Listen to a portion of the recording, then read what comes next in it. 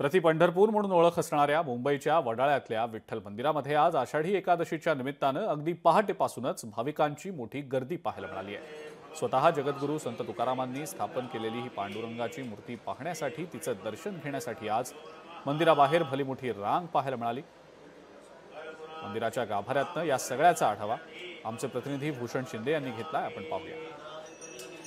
सध्या मी आहे वडाळा येथील पांडुरंगाच्या मंदिरामध्ये। पाहू शकता हे ऐतिहासिक मंदिर आहे।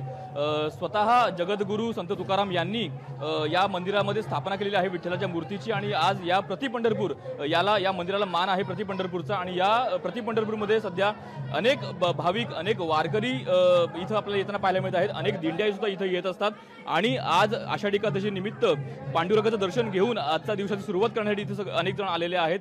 अगदी सकाळपासून इथं मोठी रांग आपल्याला पाहायला मिळत आहे आणि संपूर्ण मंदिराचा जर गाभारा पाहिला तर फुलांची भव्य अशी आरास केलेली आहे आणि त्यामध्ये उभी असलेली पांडुरंगाची अगदी आखीव रेखीव अशी एक मूर्ती जी अत्यंत विलोभनीय आपल्याला असे दृश्य इथं पाहायला मिळत आहे।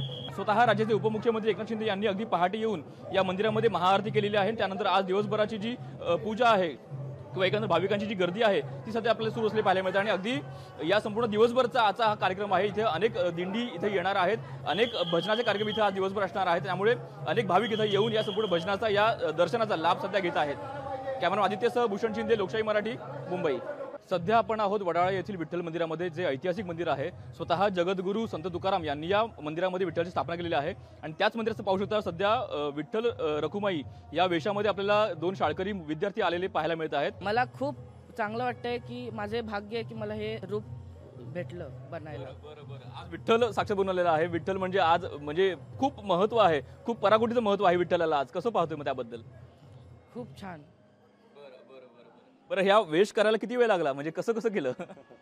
4:30 वाजल्यापासून 6:30 पर्यंत वाटतं। खूप भारी वाटतंय, माझं भाग्य आहे की मी रखुमाई बनली। आषाढी एकादशी आहे, त्यानिमित्तानं अनेक भाविक इथं गर्दी करत आहेत आणि साक्षात विठ्ठल दर्शन स्वतः इथं येऊन घेत आहेत आणि अशा प्रकारे आजचा दिवस जो आहे साजरा केला जात आहे आणि खूप मोठी गर्दी या संपूर्ण मंदिरात पाहायला मिळत आहे। कॅमेरा आदित्यसह भूषण शिंदे, लोकशाही मराठी। लोकशाही मराठी, ऐका, पहा, जागरूक रहा।